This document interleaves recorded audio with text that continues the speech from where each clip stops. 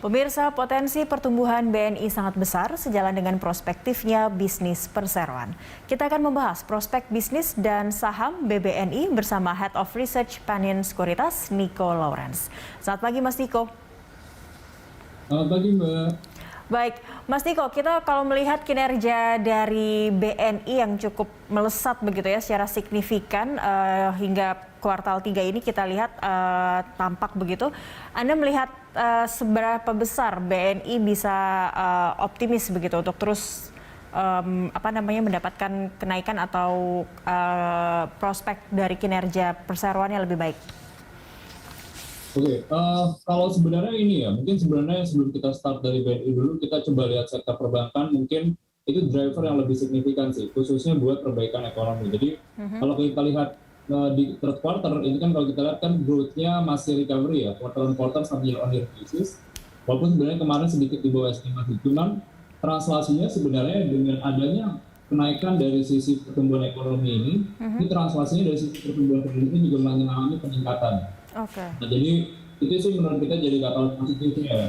Terus kalau kita lihat komoditi trennya juga lagi bagus. Kalau kita lihat beberapa leading indicator buat dari sisi ekonomi, contohnya kayak Purchasing Managerial Index, lalu Consumer Confidence Index, itu trennya positif. Kelihatan juga dari sisi demand gitu ya, consumer, property itu juga bagus. Jadi kayak dari posisi sekarang itu orang udah lebih pede untuk melakukan konsumsi. Bahkan dari kayak penjualan rumah, mortgage itu trennya bagus. Dari sisi bisnis juga sama sebenarnya. Jadi PMI bagus, orang tuh udah lebih berani untuk investasi. Kelihatan juga kredit buat investasinya mengalami peningkatan kan. Jadi itu sebenarnya katalis positifnya. Terus kalau kita lihat buat BNI ya, secara spesifik. Jadi kalau kita lihat kemarin dirilis keuangan di kuartal ketiga, itu growth-nya bagus ya. Kalau kita lihat dari sisi pertumbuhan kreditnya, tumbuhnya 3,7%, company masih target levelnya itu di 4-6% di tahun ini, itu 5-7%.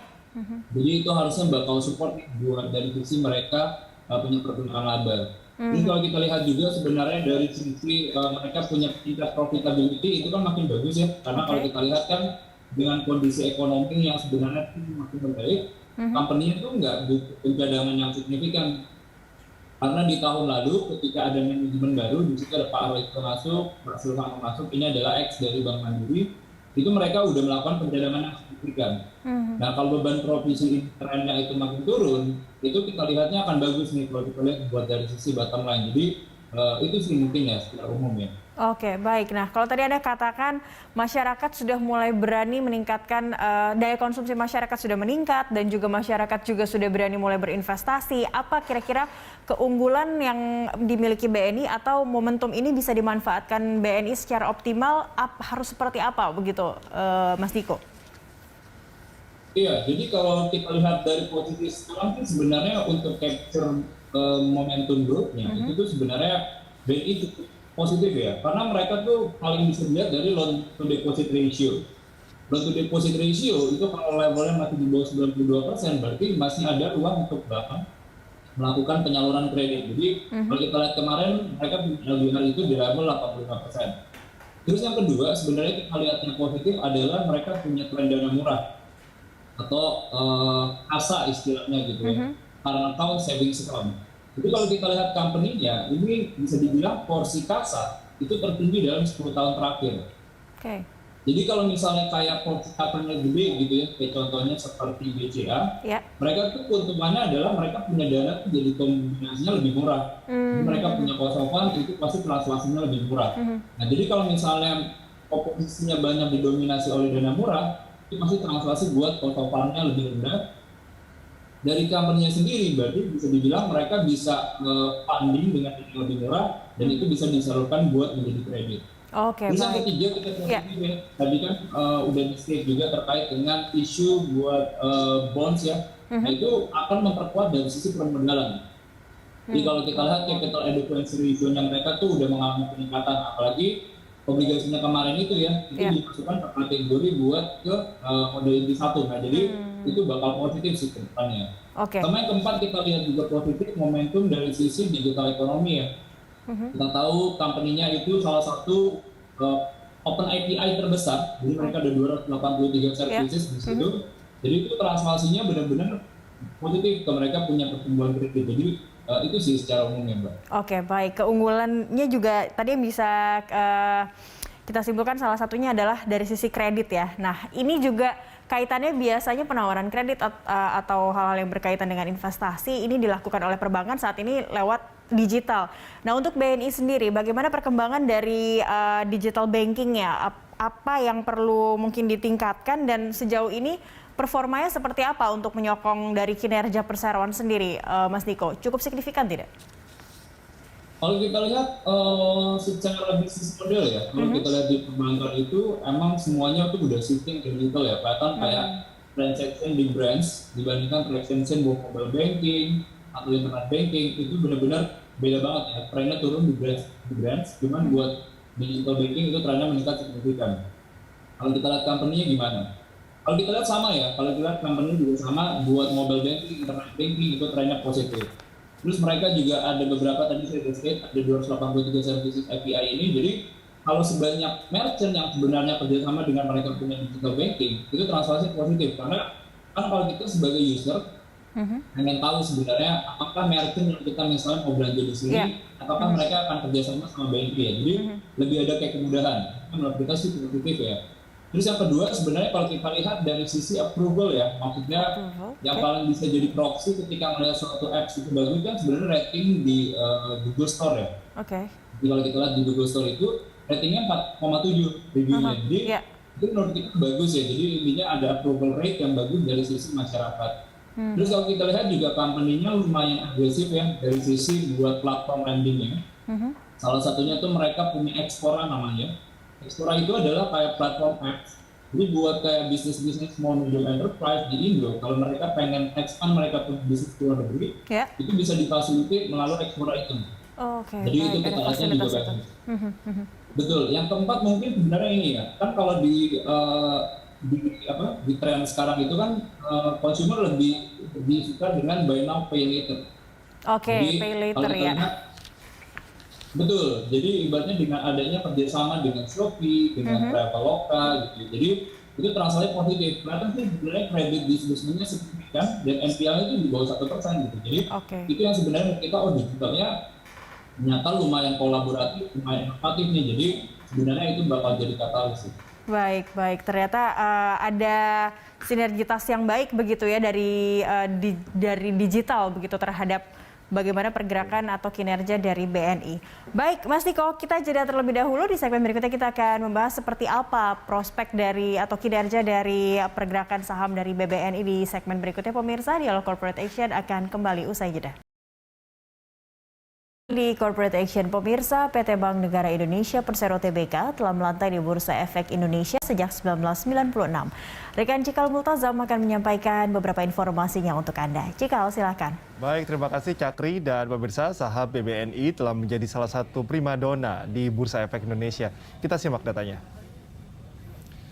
Oke, kita simak Cakri dan juga pemirsa. PT Bank Negara Indonesia Persero Tbk dengan kode saham BBNI melakukan pencatatan pada 25 November 1996 berada di papan utama bursa dengan bidang usaha utama jasa keuangan perbankan di sektor keuangan dan subsektor bank. Kita simak pemegang saham BNI. Saham mayoritas sebesar 11,18 miliar atau 60% dimiliki oleh negara Republik Indonesia, 7,41 miliar atau sebesar 39,9% dimiliki oleh masyarakat, dan 0,26% atau 44,26 juta dimiliki oleh saham treasury. Kita simak sama-sama pemirsa pergerakan nilai saham BBNI dimulai pada 29 Januari di Rp5.550 per lembar saham, kemudian naik pada 16 Februari di Rp6.350 dan turun pada 28 Mei di Rp5.200 sebelum akhirnya naik kembali pada 11 Juni di Rp5.675 per lembar saham dan mencapai titik terendah ini ya pada 28 Juni di Rp4.580 per lembar saham. Kemudian mulai naik di 24 Agustus Rp5.325 dan pada 20 September di Rp5.100 per lembar saham dan naik ke titik tertinggi pada 18 Oktober di Rp7.450 per lembar saham dan terakhir kita simak pada 12 November di Rp6.900 per lembar saham. Ya, demikian informasi yang dapat saya sampaikan, kembali ke Anda, Cakri. Baik, terima kasih Cikal untuk informasinya terkait pergerakan saham BBNI. Kembali ke Mas Niko Lawrence. Mas Niko, bagaimana komentar Anda untuk melihat kinerja BBNI ini nampaknya fluktuatif sepanjang dari awal tahun ya, dari Januari hingga kemarin sempat di Oktober di 7.000 sempat di 7.000 lalu kemarin 6.900, seperti apa analisis Anda? Jadi sebenarnya gini ya, kalau kita lihat dari awal tahun kenapa kayak tren recovery-nya mungkin lebih kelihatan di kuartal ketiga ya. Jadi first quarter sama second quarter itu uncertainty-nya itu sebenarnya masih tinggi ya. Apalagi kalau kita lihat kalau Indonesia compare ke negara-negara yang lain itu vaccination rate-nya tuh masih relatif lebih rendah. Nah, jadi translasinya di situ tuh kayak banyak rilis data consumer confidence, business confidence itu belum membaik signifikan. Kelihatan juga sebenarnya kalau pergerakan dari bulan Januari sampai di first half itu dari sisi pertumbuhan kredit masih relatif lemah. Sempat mengalami kontraksi bahkan. Nah, jadi itu somehow kayak dari bank agak takut untuk memberikan kreditnya, dari sisi permintaannya pun juga belum begitu membaik signifikan ya. Cuman kalau kita lihat tren sekarang kan sebenarnya positif ya. Kalau kita lihat Indonesia itu vaccination rate buat yang fase 2 itu udah 38%, which itu udah di atas standarnya WHO ya. Makanya kelihatan sebenarnya recovery-nya lebih signifikan. Kalau kita lihat juga tren komoditi, Indonesia juga bagus sekarang. Kita tahu bahwa Indonesia kan 60% porsinya buat ekspor itu adalah komoditas. Nah, jadi dengan adanya korporasi-korporasi, small medium enterprise-nya juga udah mulai jalan, transaksi permintaan kreditnya juga membaik signifikan. Jadi itu benar-benar kalau kita lihat movement-nya sama kayak pergerakan harga sahamnya. Nah, jadi itu sih sebenarnya kenapa lumayan fluktuatif ya. Mas Niko, konsensus dari sejumlah analis juga ini cukup optimis, nampaknya memprediksi atau menganalisis harga dari BBNI ini dinaikkan begitu ya ke angka kisaran 9.000. Gambarannya akan seperti apa dan bagaimana rekomendasinya terhadap para investor atau pelaku pasar untuk melihat BBNI? Kalau dari kita sebenarnya di sekuritas saya pun pribadi cukup positif ya. Kalau kita di Panin itu target harga 8.600 untuk 12 bulan ke depan. Jadi in overall sebenarnya kita lumayan positif ya, apalagi kita tahu bahwa secara valuasi BNI ini dibandingkan 4 bank besar gitu ya, kayak contohnya BRI, Bank Mandiri, itu salah satu BCA itu adalah yang paling rendah. BNI itu sekarang range-nya 1 sampai 1 kali price to book value. Kalau kita lihat Bank Mandiri 1,6 sampai 1,7. BRI itu sekitar 2,7 2,8, BCA itu 4,4 kali price to book value. Nah, kenapa sebenarnya ada kayak valuation gap di sini sebenarnya? Jadi kalau kita lihat concernnya investor itu adalah sebenarnya dari sisi permodalan. Kalau kita lihat permodalan, itu tuh sebenarnya harusnya bisa di-address dalam jangka panjang. Dalam jangka pendek ini ya, tadi kan salah satunya adalah dengan menerbitkan obligasi, plus potensi rights issue juga. Nah, dengan adanya dua kebijakan ini, harusnya bakal memperkuat dari sisi permodalan. Terus yang kedua, concernnya investor sebenarnya nanti kan di 2023 bulan Maret dan April itu kemungkinan kan restrukturisasi itu kan akan berakhir. Nah, cuman kalau kita lihat dengan adanya pencadangan yang dilakukan itu harusnya kita udah mitigasi dari sisi mereka punya buffer ya buat bottom line buat kedepannya. Nah, jadi itu harusnya masih akan menjaga sih. Jadi in overall dengan adanya beberapa kebijakan dari company-nya dari sisi khususnya buat digital business. Kalau kita lihat mereka punya tren dana murah itu juga terus menunjukkan peningkatan.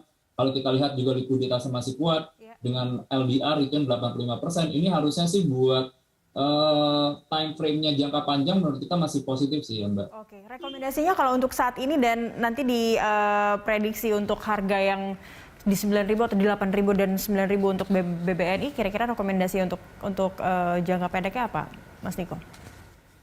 Kalau dalam jangka pendeknya kita masih suka ya, maksudnya kalau buat sampai akhir tahun, apalagi kita tahu sektor perbankan ya, biasanya kayak gini sih mungkin kita lihatnya.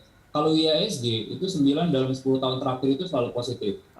Dan kalau misalnya IHSG positif, pasti bank bisa dibilang positif. Kenapa? Karena bobot sektor perbankan ini 50% itu bobot IHSG itu 50% adalah sektor perbankan. Nah, jadi IHSG kalau kita lihat BNI pasti investor akan ada translasi liquidity ke situ. Itu dalam jangka pendek. Terus kalau kita lihat juga sebenarnya terkait dengan kayak potensi taper tantrum itu menurut kita juga sebenarnya udah lumayan price in ya. Jadi kalau kita lihat harusnya akan positif buat IHSG dan juga positif buat sektor perbankan. Apalagi kalau kita lihat sebenarnya masih ada ruang nih dari sisi perbaikan kredit. Karena dari company-nya ini sendiri baru tumbuh 3,7% ya. sampai di bulan September kemarin targetnya 5-7%. Jadi ini masih inline sama industri perbankan. Jadi menurut kita itu juga lumayan positif.